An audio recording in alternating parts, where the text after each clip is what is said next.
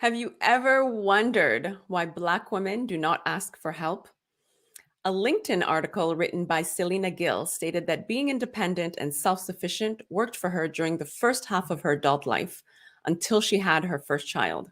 After that, she was a single mother living away from home with new friends, a new job, and a new community. What should she do? She got to the point where she couldn't manage anything by herself. Her career, her home, her environment, and her personal life were suffering.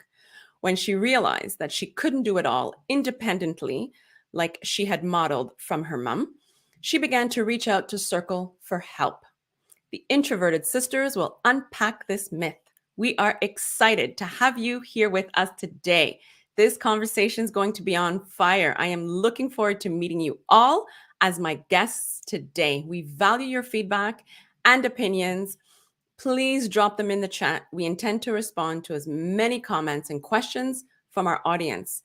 This takes a great deal of effort to pull off, so I'm eternally grateful to all of my loyal guests. Every week, we create new content and look forward to you subscribing to our YouTube channel and to keep up with us.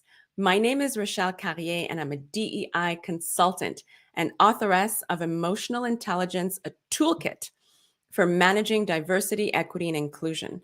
The link to purchase the ebook will be in the comments. And for a living, I help organizations implement DEI plans and reframe their cultural mindsets through thought-provoking workshops and webinars. Join us as we continue to share the different voices in the DEI space. Lisa Hurley is a writer, speaker, activist whose work focuses on anti-racism, texturism, and destigmatizing introversion. She is also a passionate advocate for inclusion, equity, and gender equality. Lisa is also the editor at large of Linked Inclusion, co-host of Real Talk on Racism, and co-host of the Introverted Sisters podcast, and a member of the Black Speakers Collection. Sharon Hurley Hall is on a mission to fight racism and help you do the same. She brings 3 decades of experience in the writing business, including 10 plus years in journalism. Research is her superpower. Oh, so is mine. And the unique lens of being a global citizen. She's an experienced writer.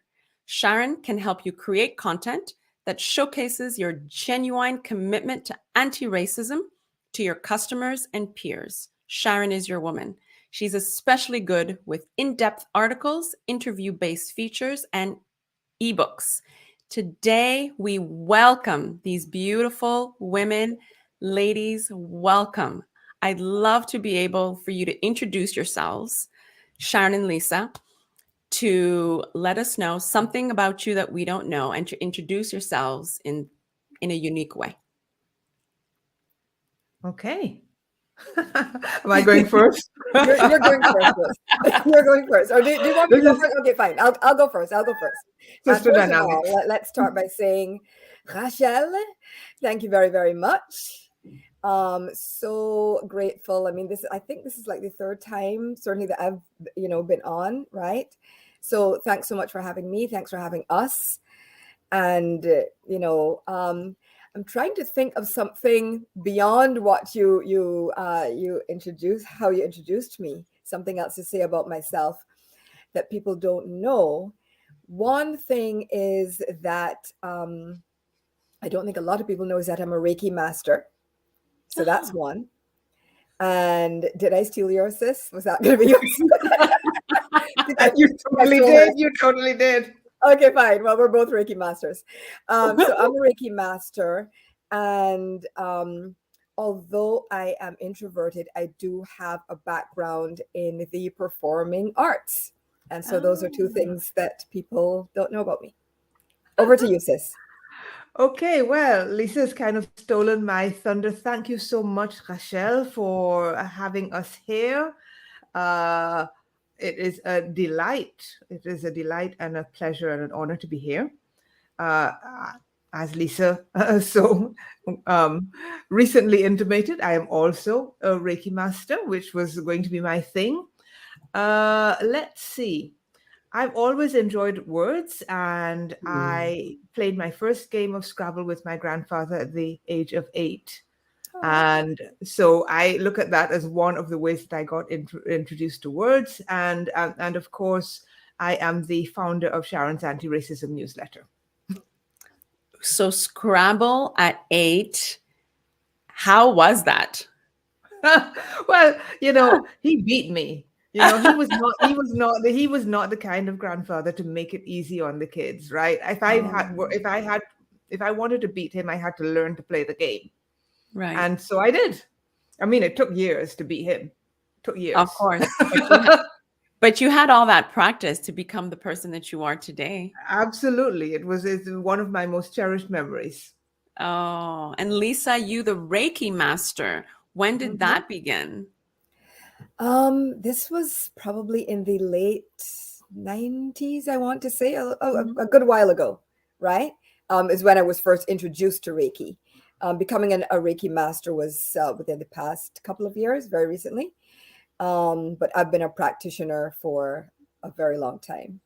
And so, it kind of in a way ties in with what we're talking about today, because certainly I do believe in healing, in self-healing, in community healing, in good energy, in being balanced, and being able to admit when you do need a break, right? When you do need a break, when you do need healing, when you do need to step back. So it kind of does tie in a little bit. Right. Absolutely. And I second that. You second that, right? Why do we have a difficult time as Black women to step back, or maybe as women in general? I think it's both about women and Black women. As women, we're socialized to be the ones that give our all, that help, that support others, that, do whatever needs to happen to make things run smoothly at our own expense.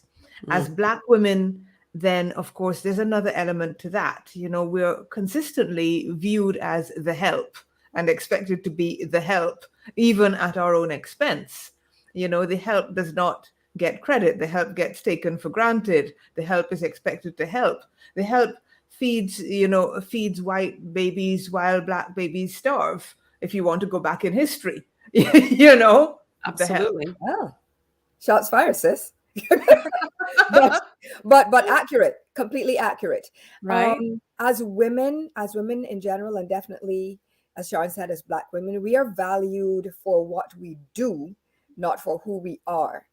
If you listen to people, especially men, describe women, right? It's, I mean, apart, taking physical characteristics out of it, it's usually, here's what she did for me.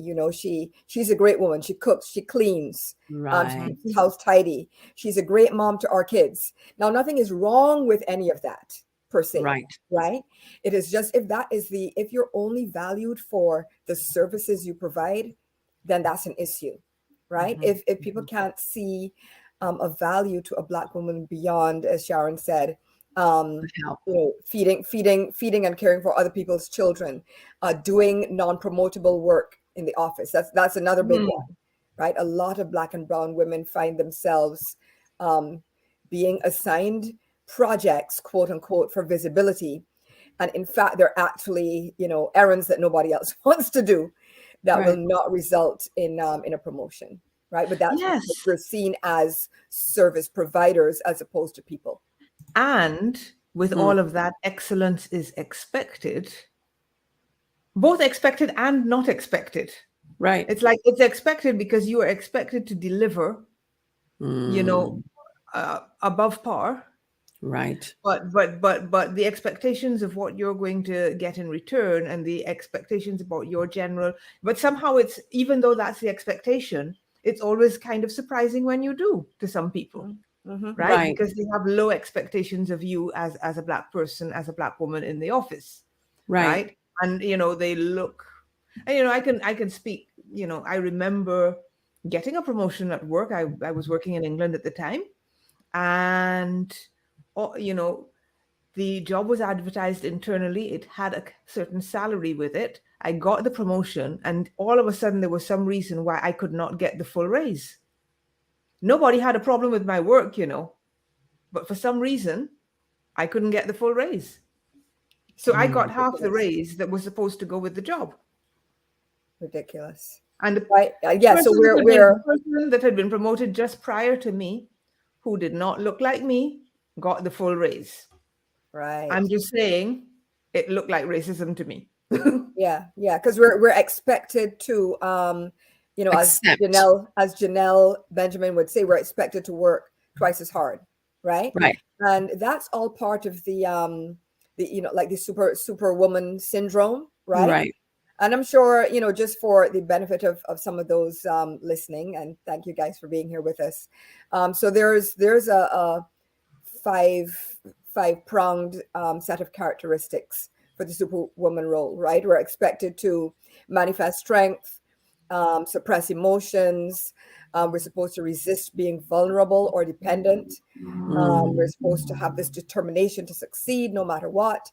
And we're supposed to have an obligation to help others. And that's all part of superwoman syndrome.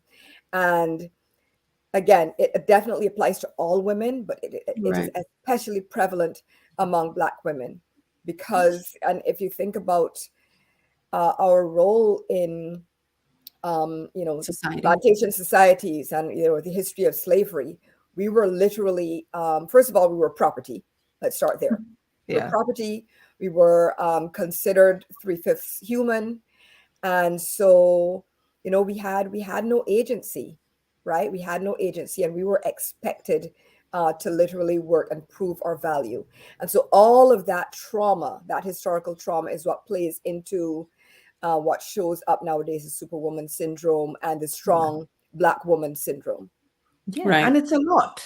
It's a lot. I mean, and it's something that's really hurting us. It's something that's really doing us harm. And and we, many of us are socialized this way. So it's not just what society expects of us, it's what we expect of ourselves. It's the yardstick by which we judge ourselves. And that in itself takes a lot of unlearning. Sometimes you feel like if you show any weakness, if you ask for help, if you admit that you can't do it all, then somehow you are less than. And if you don't believe it yourself, believe me, there are other people that will try to make you feel it too. Yeah. Right? Because that's their expectation. Because that's their expectation. Yes. Yeah. Absolutely. Right. And again, I think one of you alluded to this earlier. If this is what has been modeled for you, this is all that you've seen, right? And not only all that you've seen, but if, again, the compliments that you hear being given to other Black women are, wow, she's so strong. Wow, she took care of that. She's so strong. She's so resilient. And then that becomes something that you aspire to without even realizing that you've internalized that messaging, that, okay, this is how I become a valuable human being, or how I am seen as worthy. Right. And, we've seen it very recently, with Justice Ketanji, right? I don't need to go any further than that. Yes. I don't want us to go down a rabbit hole of discussing the SCOTUS hearings, but here we are. It was an example. We might have to go down a little rabbit hole, because that is a kind of a prime example of what having to be a Black woman is like all across, America, across the globe, all day, every day. You have to kind of sit there, be excellent, be questioned, overperform, and be questioned. Exactly. Be questioned, be doubted, be disrespected, verbally disrespected, abused, and annihilated, and sit there and take it with a smile. That's the expectation. You're supposed to be strong, but it's abusive. It is. It really is. It really is. And so, that kind of almost brings us to one of the reasons that we ended up here, which is that, at a certain point we had, Lisa and I had some discussions, didn't we? And we said, look, because as you mentioned, we run a podcast, which we've been doing for the last 2 years. It's in fact, it's almost exactly in about 3 weeks. It's almost our second anniversary. And it got to the point, and you'll know yourself, Rachel, because you produce a show, that there is a lot that goes on behind the scenes. Correct. There's a lot of other stuff that has to be done. And what you can do when the pandemic takes your job is not the same thing that you can do when you start having your full-time job and all your other obligations. Right. And there's a way in which, we consistently try to do everything. But I think it's really important for us as women and as Black women to recognize that trying to do everything is hurting us. Correct. It is damaging our health. It is damaging our mental well-being, and it's setting a bad example for the next generation too. Yeah. I think we need to break that cycle that says that, we are made of vibranium. Okay. Right. We need to break that cycle. Yeah. Okay. Right. I mean, vibranium, as interpreted as Black girl magic or Black people magic, vibranium is great. As interpreted as, we are unbreakable. And Right. we are superhumanly strong. Absolutely not. No. And Absolutely. Do you think that's why we don't ask for help? Because we're assumed to assume that role as the helper? Yeah, well, I think we've been socialized not to ask for help. I think if we ask for help, we don't necessarily get the help that we need, and sometimes we're despised for asking for the help. we're judged. Because we're judged for it, because there's the perception that we're supposed to be strong and resilient, and we are somehow less than, right? If we don't, yes, as someone has just commented, this is learned behavior, and we got to unlearn that behavior. We have to unlearn that behavior. So no, it takes a lot out of us to bring us to the point where we feel comfortable or feel it necessary to ask for help. Right. And, I think that if we had really been paying attention, we should ask for help a year ago. Right? Yeah. And with the podcast, you mean? Absolutely. Yeah. Absolutely. Absolutely. And I certainly, I wrote a post recently on LinkedIn, because this, as you will know, Sharon, this has long been a mantra of mine, right? That I am not your strong Black woman. Mm-hmm. I do not aspire. I mean, I know that I am strong, but I am not the stereotype, right? Yes, I think there's a distinction. There's So a distinction. in terms of the stereotype, absolutely not. I rebuke it. I am not your strong Black woman, right? Right. And so I wrote something to that effect, and like more than a quarter, 250,000 views later, right? Obviously, it struck a nerve, because a lot of people related to that, right? We do not aspire to be resilient, right? We don't. What are we rebounding from? Why do we constantly have to have experiences that force us to be resilient? Exactly. Why do we have to go through experiences that force us to have to bounce back? Right? Exactly. We want we aspire to have the same ease in our lives that other people aspire to have in theirs. Yes. We don't constantly want to have experiences that are traumatic, that force us to be resilient, that force us to bounce back, that force us to exist in a state of trauma. We don't want that. Yeah. Right.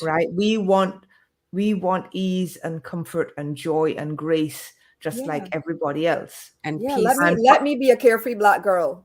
For Black women, it's revolutionary to say that we want joy and we want ease, because that has not been the role that has been historically assigned to us.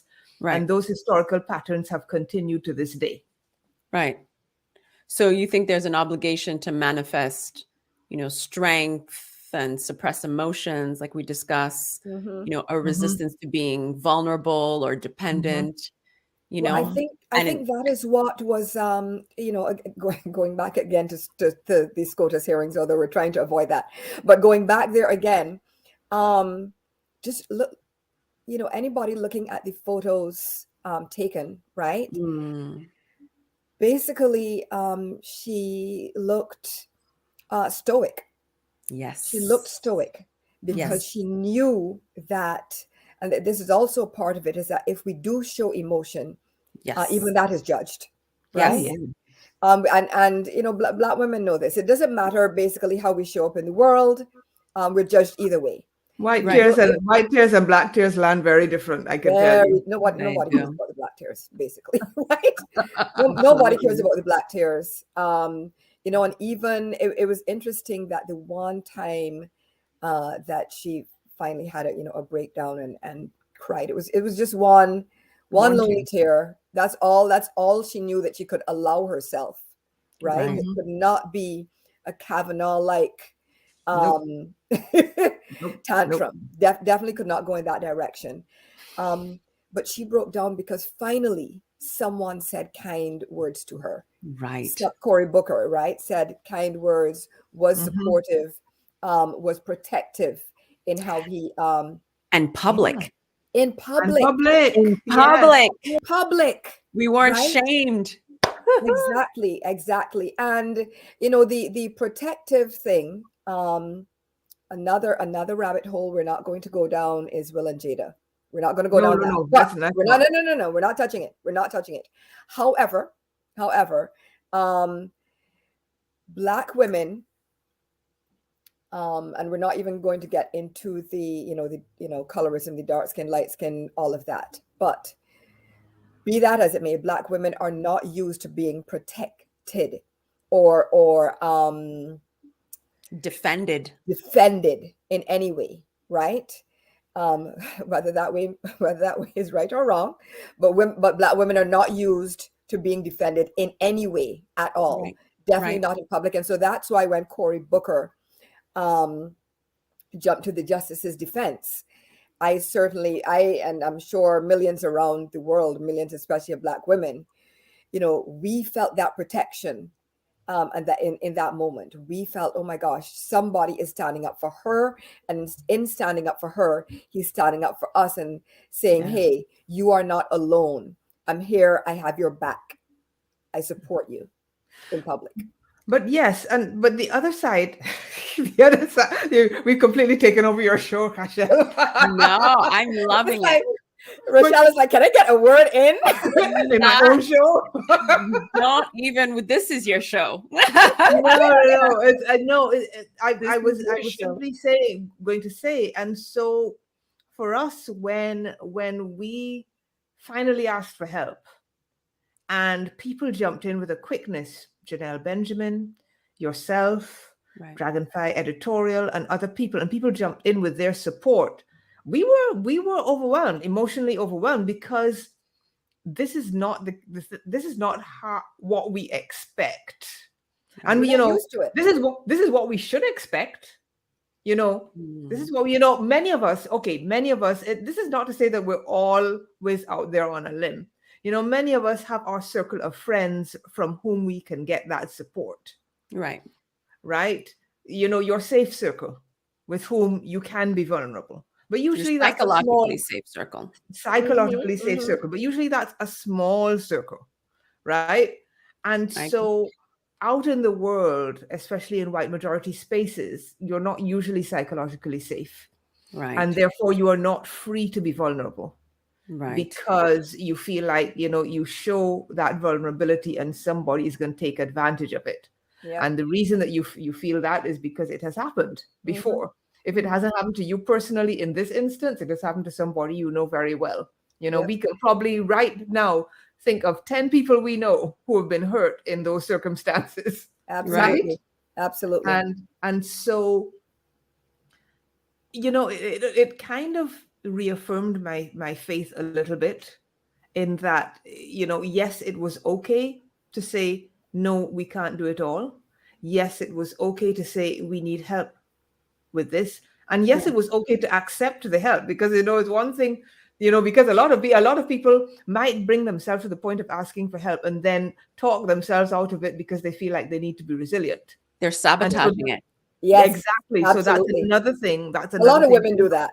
Yeah, another thing we have to unlearn, right? Right. You know, we are already, as someone commented, you know, we're already forced to work twice as hard. We're forced to be twice as resilient, et cetera, et cetera, et cetera. But, you know, sometimes we need to give ourselves permission. Right. Give ourselves permission to ask for the help that we need, like everybody else in the world can do. Right. Yeah. Give yourself permission to be a damsel. Sorry, go ahead. Exactly. Give yourself permission to be a damsel. You know, I was thinking of the media at the same time, because for years, mainstream media has perpetuated the ideology, right, that Black women don't ask for help. And again, it goes back to what I believe Sharon was saying earlier, is that because we are the help, we have, right?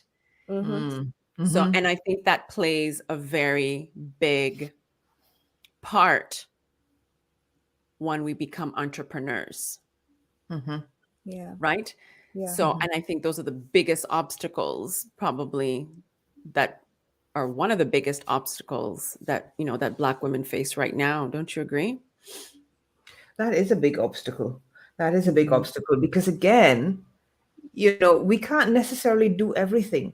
And something that I like to say is, just because you can do everything doesn't mean you should do everything. As Black people, we generally have to be more than competent, excellent, in order to succeed, especially in white majority spaces. That means that we learn a lot of stuff. We learn to do a lot of stuff, right? But it doesn't mean that everything that we do brings us joy, and it doesn't mean that we are necessarily the right people to do particular tasks, right? If you are putting together a show, as Lisa once said to me, I want to be the talent, right? Okay.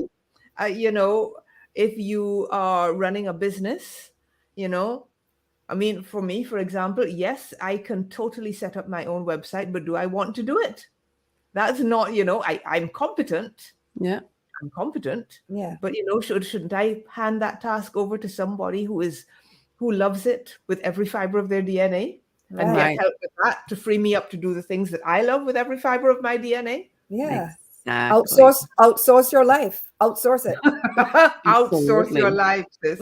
You are so quotable. Oh, boy. It's like divest yourself, right? Of the once you can, right?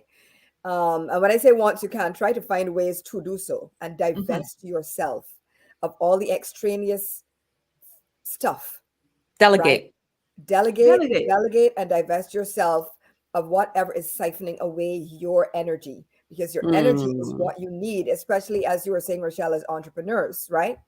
You need that energy for your creativity to generate ideas, right? To forge new paths forward. And you can't do that if you're constantly exhausted, from dusting your furniture or whatever. Right? Well, let's talk practicalities for a second.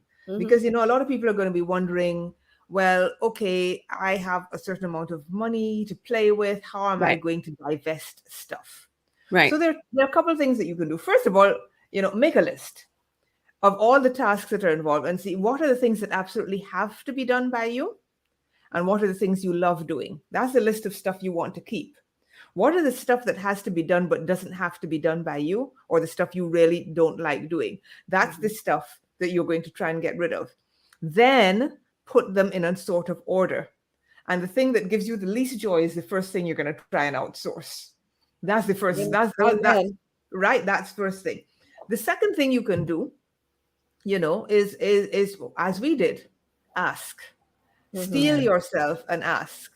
Do it in spite of yourself. Do it in spite of yourself. It doesn't necessarily come easy. I was about to say that. Yes. Yeah. Right. Like, how do we Lisa and I have been talking. Lisa and I have been talking about how we need help for about a year. Right. Right. And so it took that long to get to the point where I said, okay, look, I'm gonna just throw out a post on LinkedIn and see what happens. Yeah. Because we both when we got together this Christmas just gone, we were both at the end of our respective ropes, right? Yes. And mentally, I think we'd both let the podcast go because we just couldn't do it. And Sharon just had that last ditch idea, like, why not ask for help, right? Let us practice what we preach, right? Yeah. And ask for help. And so, we're not here, saying that we're perfect at this asking for help. Nope, not at all. But we did it. We're introverts. It absolutely did not come naturally at all to put ourselves out there, right? No. But we did, and it has paid off. The stress is already beginning to lift from my shoulders. Wow. Life is feeling better and easier. And Yes. so our message is other women, other Black women can and should do similar, because life does not have to be a constant struggle, right? We have to stop romanticizing and glorifying struggle. And you mentioned something earlier, Rochelle, about the media and how we're portrayed in the media, right? When you think about, I think the first woman to win Best Supporting Actress Oscar, was it Hattie McDaniel? Do I have the name right? Hattie McDaniel. Hattie McDaniel, right? Right. Yeah. And what role was she playing? A maid. I was just going to say, was she the help? She was the help. And then actually in the movie The Help, Octavia Spencer won an award for playing the help. The Help, right? So the media literally pushes this narrative that this is who we are. And if you are this, right? If you support, if you sacrifice, you will literally be rewarded, right? Now, I'm not taking anything away, of course, from those two actresses whom, of course, I completely respect. That's not this discussion. The discussion is, this is how we are portrayed, and this is what is portrayed as being worthy. And so we have to rewrite that narrative, and get people to portray us in all our complexity. We're not a monolith. Took the words right out of my mouth against this. We are not a monolith. Yes. We are not a monolith. And so that is what we need to see. We need to see Black women who are not the help, Black women living normal lives, Black women who can ask for help, Black women who can ask, and can we just say, we don't want to go completely in the other direction and portray Black women who are drains on the society and can't do anything for themselves, because that's another damaging. That's another trope. That's another trope. Yes, right. Yes. We have Mammy, Jezebel, welfare queen, strong Black woman. Those are the four. Right. Yeah, exactly. Yeah. And none of those is particularly positive, and none of those is healthy for us as Black women. Right. So we need to rewrite the narrative. We need to normalize it. We need to do something new. Normalize grace and carefreeness. And for those of us who are on social media, just existing on camera, right? If you want to teach, right? If you want to teach, and that's part of your ministry, that's fine. But we should be as free as other demographics to just take selfies and show up, and if that's what we want to do, and look cute and model our fantastic clothes. So funny. That's probably why I don't like. Yeah. Yes. That's probably the reason why I don't do all that. I was like, Why do you think that is? Why do you think that is? I didn't give it much thought until you mentioned it. Because we think we have to show up with value. Yes, and professionalism. And not fun. Value and professionalism. White patriarchy, capitalism, all of that is just damaging our health, because it's putting us in constraints. It says that is the only way for us to exist, and it is a lie. It is a lie. It is not the only way for us to exist. Yeah. Is this why all of us are so overqualified? Yeah. Educationally, spiritually, mentally. Do you know how many people who do not look like me that I have reported to? Right? I'm not even going to go down. No. I'm not saying what one's value, of course, does not lie in a degree, right? You don't need for a lot of things. You don't necessarily need degrees, and definitely you and your degree are not one person, right? You're not you are not your degree. You are not your degree. However, this is the world we live in, and so, and especially for Black women, for people who show up that we report to with no degrees, right? We need a master's. Yep. Right. We need a master's to show up to even report to those people. Right. Yes. Credentialism is rife. Yeah, in the Black community. And so that you're absolutely right, Rochelle. That's part of the reason why we're so immensely, as you would put it, overqualified, because we have to be. Yeah. Again, SCOTUS hearings. That Yes. is why the justice is the most qualified candidate ever in the history. Ever. Ever. Otherwise, she was not getting that nomination. Not a I tell chance. you. No, not a chance. No, Not a no, chance. no. But anyway, let's not go down that rabbit hole. I know. So how is the podcast now as the Introverted Sisters? Where, where were you before and how far have you come in asking for help? Like, and what kind of help is it that maybe it's not help, maybe it's support. Maybe we should change the Support. language. Support. We You are know, what is- getting support. You are We getting are support. getting- How we much are more getting support do you We are- need? How much more support do you Well, want? You have to let oh our my God. audience know what it is that All right. you- So we had a list. The first thing on our list was, can somebody please help us with the post-production and the social media? Check. right. Then we had another thing on our list. Can someone please help us get a professional logo for our podcast? Check. That's in hand. It's not out yet, but it's in hand. Yeah. The other thing that we wanted to do to help to make the podcast a little more financially self-sufficient, which it is not right now, Right. is to create a little bit of merch, t-shirt, couple t-shirts, couple mugs with some.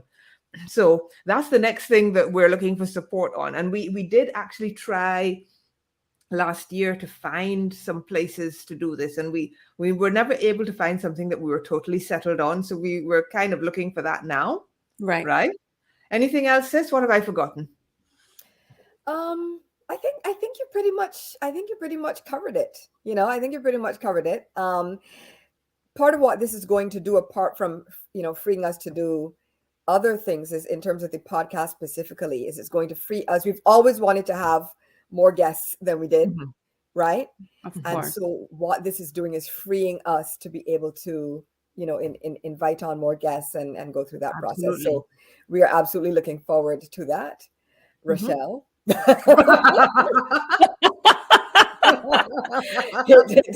But We have I'm a in. list. We I'm have a in. list. Put Make me it a on the list. We're list. checking it twice. yes, Check it 3 times. exactly. So it just is. We are overwhelmed by our big lesson is ask anyway. Push past the fear, push past the hesitation, ask for the support. And I like what you said, Rochelle. I like that. Ask for support. Right. Ask for the support that you need. And we did kind of address this earlier, and be prepared to receive it. A lot of us do sabotage ourselves by, and I feel like if, a lot of maybe married people kind of, I've seen, I've been there, right? In this dynamic, you're in this dynamic, you want help, whoever your spouse is jumps in to help. Or maybe you nag them, I don't know. Right. But then we come out and we can say we do it better. You ask for help. Right. They do it wrong, quote unquote. Sure, yeah. Right. Yeah.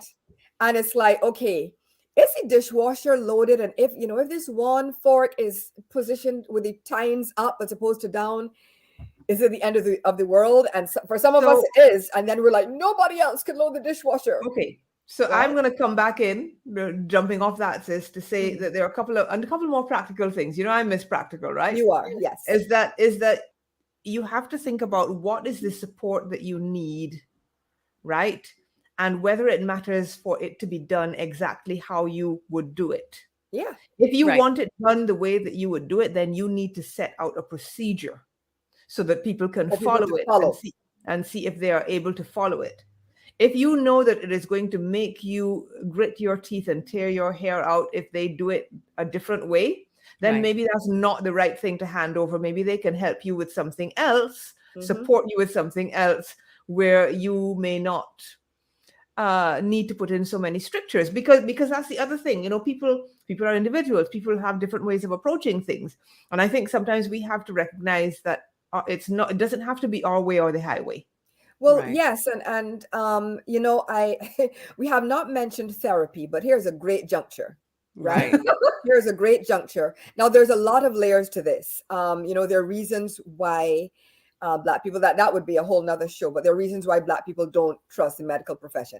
That's not this show, but the reasons why, therefore, we hesitate to go into therapy. However, therapy sometimes can be necessary, right? And can be helpful, and that can support you to be in getting the emotional and mental wherewithal to be able to ask for help, to be able to ask for support and receive it, and to be able to, again, divest yourself of whatever cape you're wearing that you think makes you a superwoman. Because the truth is, none of us are superwomen. No. And it's interesting because, and to tie into what you said, I think the big thing is, and this is what, it goes back to the beginning of the show, is vulnerability. I think I spoke about this on my podcast when I first started last year. And after I worked for the school system for 25 years. So I had a major burnout back in February 2021. And through that process, I realized that I had to break down all my mental structures and stories and narratives that I had built because it wasn't serving me. But I didn't know what was wrong. I knew that it wasn't serving me, and I knew that I was expelling energy in places where I was not appreciated.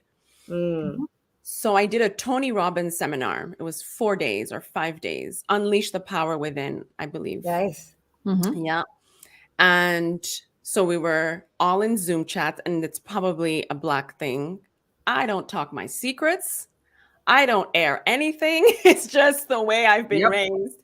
And so now we're on Tony Robbins, and then we're in Zoom chat, Zoom breakout rooms. And I come in and I'm stoic. Right? And I see everybody else talking. Oh, this is what I did. This is what I do. This is why I'm here. And I'm like this. Because you will not be broken. Yeah. But now I get a chat. I get a private chat saying, it was very interesting. So I get this private chat and said, please read this book called Dare to Lead. And I was still in angry burnout mode. So why are they telling me to read Dare to Lead? So now, personal story, I go to Christopher and I'm like, babe, I don't understand. He's like, well, maybe you should read it. And he said, well, babe, it probably has something to do with vulnerability. And I'm like, vulnerability? I'm so strong. What is there to be? What is there that I need to be vulnerable about? So 4 months, it took me 4 months to understand that vulnerability is not a weakness. Quote. So until I understood that, it's when I understood why the lady in the Zoom breakout room came in. She was one of the staffers of Tony Robbins. Why she said that? Because for 4 days, I never opened up. Wow. I didn't. That sounds like the kind of thing I'd do. Yeah. I didn't open up. And then I thought, I'm in public. What if I'm shamed? What if they judge me? Right. Because So a lot of those spaces feel unsafe to us, though, I feel, right? Yes. They feel unsafe. I mean, I another one I shared was on LinkedIn is where, I was in, I don't know, similar thing to you, Rochelle. And, a person of no color described me as, I think like a redwood tree. You reminded me of a redwood tree. You're so strong. And I was like, a redwood tree. I don't know, redwood, apparently. Yes. And so anyway, for me, that felt microaggressive and it felt unsafe. And so I'm sure many of us have been through similar, and therefore we experience these spaces that are supposed to be safe and in which we're supposed to be vulnerable as unsafe spaces. And so then that trains us to have the kind of reaction or non-reaction that you did, Rochelle, and, to sort of show up and be stoic. Yeah. And can I add to that? What also happens is if you are the only in a Right. space, Mm. you are very, very aware that anyone that comes after you is going to be judged by however you are judged. Yes. And so you're Yes. carrying that additional weight. Yeah. Yeah. But But you know, it's not that it's not a real thing. It's not that is. it's not a real thing. But Right. Yeah. you know, do we need to carry that weight all the time? Right. We need to reframe things and reshape the world so that we are allowed to just be ourselves. Yeah. Right. I As mean, we the are. wearing of the cape, right? The Right. strong Black woman cape is a toxic cape, Absolutely. It's a toxic cape that we really, but it's a trauma response, right? Right. It's that feeling, the feeling of, oh, I don't need help. Oh, I can do it all. Oh, I'm not going to crack. We understand where it's come from. We understand the reasons for it, the historical reasons, the societal reasons. But it is a trauma response. It's a response to all of that generational and historical trauma.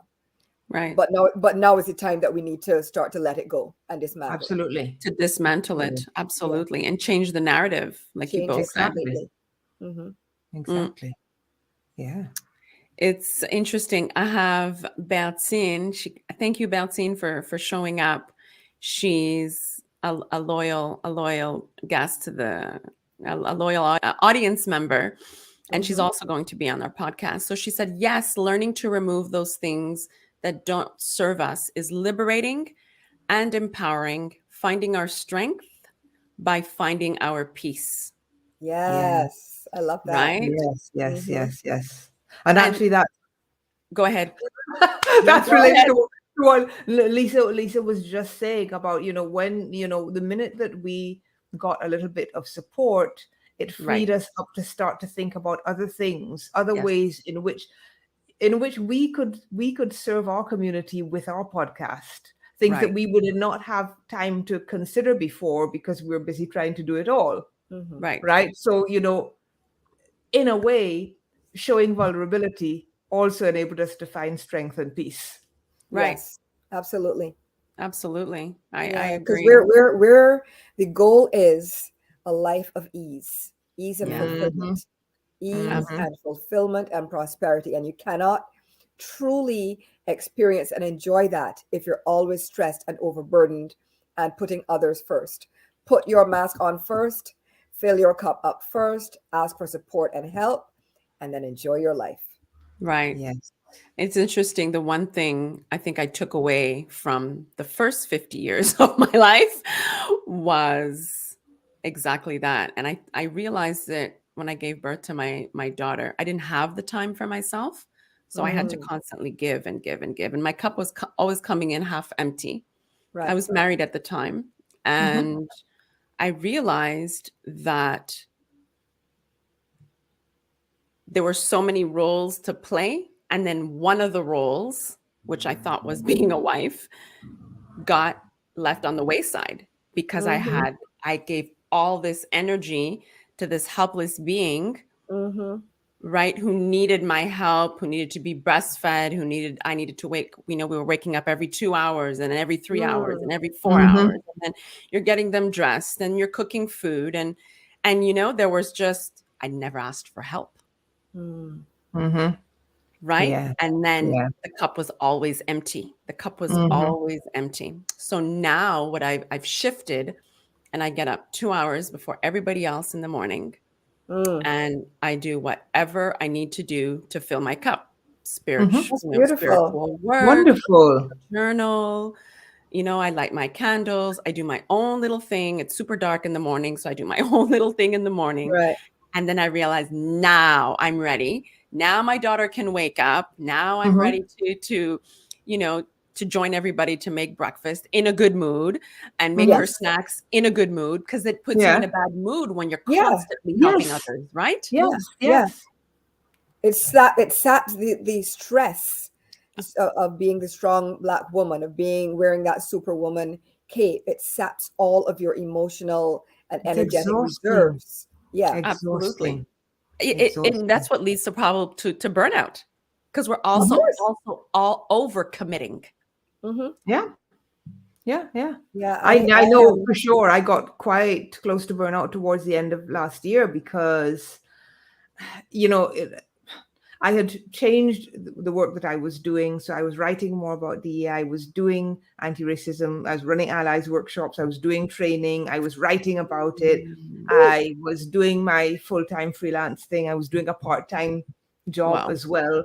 And we had the podcast and I was doing the newsletter. And it's like, okay, that's just too much. Right. That is too much. Too much. Did someone point it out for you, or did you just naturally realize that that's what you were doing? As a longtime freelancer, I am familiar with impending burnout.